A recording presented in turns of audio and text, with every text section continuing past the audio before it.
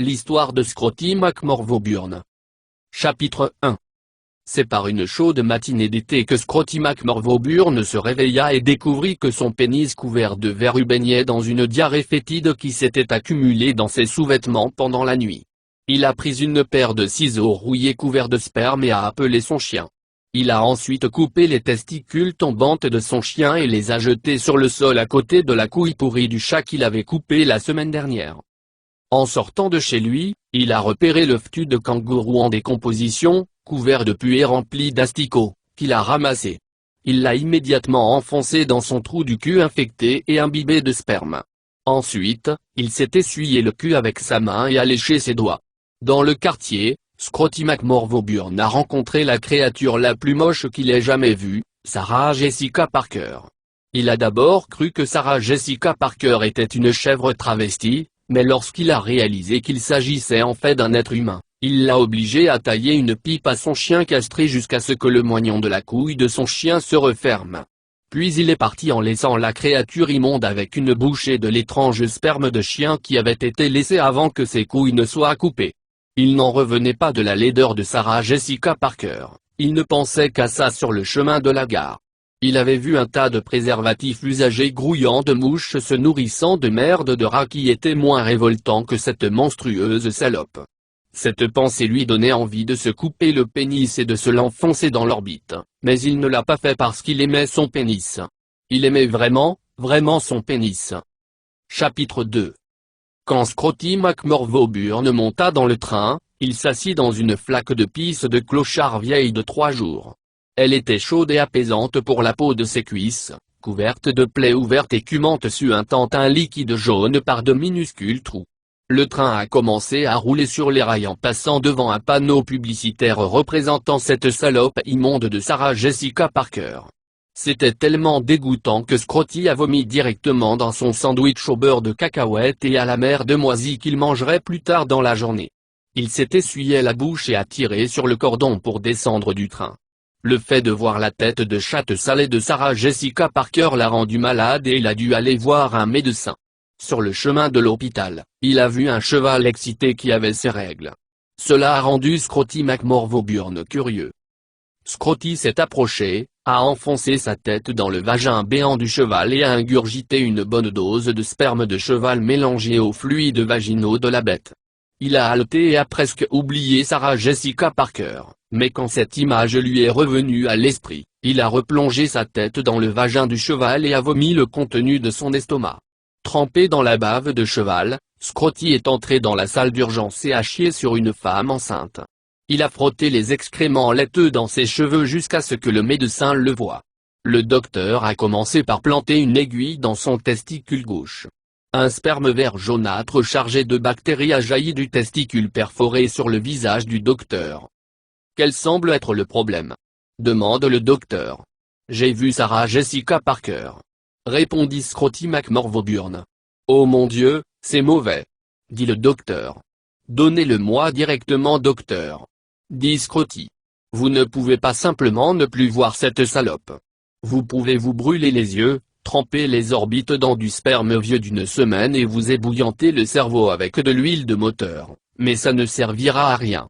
Il y a des médicaments que je peux vous prescrire pour vous aider avec les symptômes cependant et vous devrez venir 3 fois par semaine pour que je vous enfonce ce grattoir dans votre urètre pour nettoyer les croûtes de sperme séchées qui s'y accumulent, lui dit le docteur. Combien ça va me coûter donc? Demanda Scotty.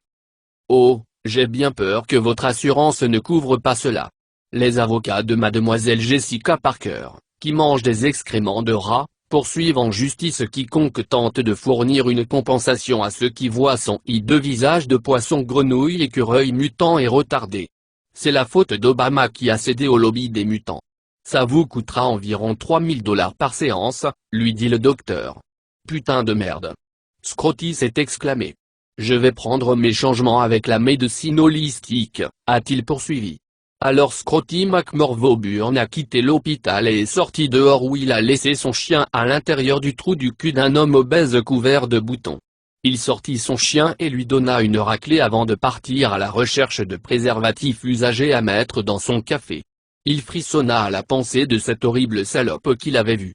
Comment quelque chose pouvait être aussi dégoûtant, pensa-t-il.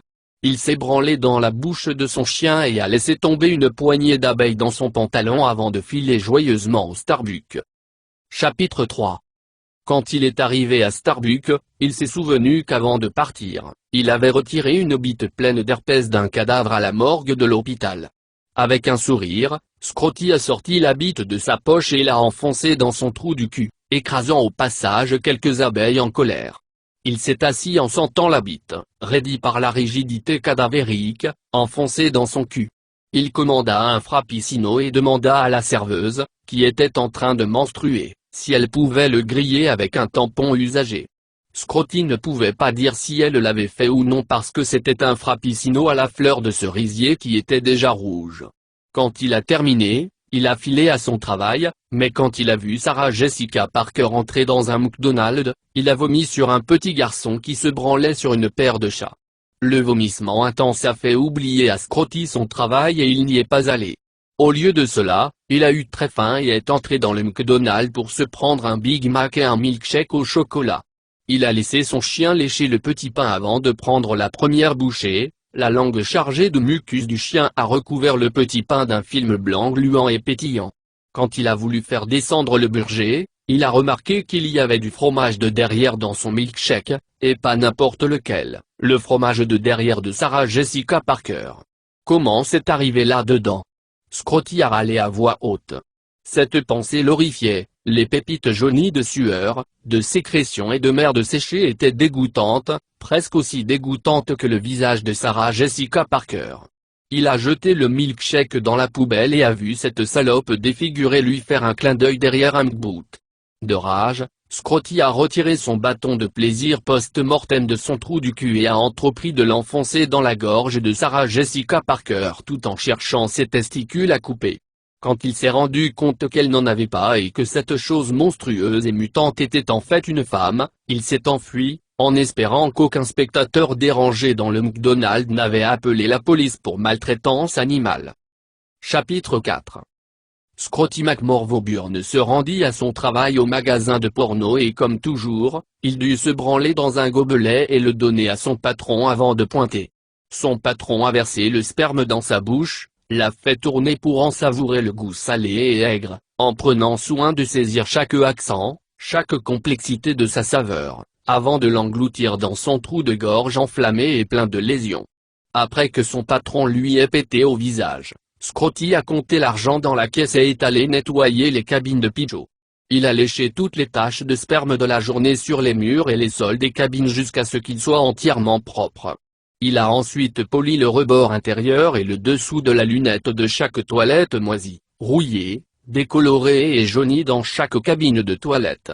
Avec sa langue et ses lèvres, il a nettoyé les toilettes pour hommes, les toilettes pour dames et les toilettes pour femmes, toutes trois suffisamment souillées pour empester comme un raton laveur mort et gonflé qui s'est roulé dans la merde pourrie pendant des mois avant de mourir.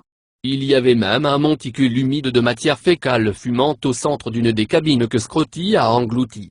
Après avoir terminé, il est allé sur la surface de vente et a brûlé jusqu'à la dernière copie de n'importe quel film sur lequel figurait Sarah Jessica Parker ou quelqu'un qui ressemblait à cette mutante fabuleusement bizarre. Même le vendeur de porno le plus vicieux avait des critères et la tête de chien de Sarah Jessica Parker n'avait pas sa place sur la couverture d'un film porno. Scotty offrait une séance de branlette et de scat gratuite à tous les clients qui entraient dans son magasin, ce qui lui avait permis de vendre tous les exemplaires de tarte à la crème pour les hétéros qu'il avait en magasin, ainsi que plusieurs documentaires sur la vie et l'époque des créatures dans le cul de Monsieur Esclave. Scotty était excité par les pensées de bestialité et de faire l'amour à un agneau, alors quand il en a eu l'occasion. Il a goûté à la réserve secrète de vidéos de moutons baiseurs du magasin tout en mangeant un placenta de chèvre rassis avec un côté de testicule humain déroulé qu'il a trouvé dans un sac de déchets médicaux derrière le magasin. Une autre journée de travail est passée. Il avait besoin de vacances, pensa Scotty en s'allongeant sur son matelas trempé d'urine après une longue journée de travail lascif.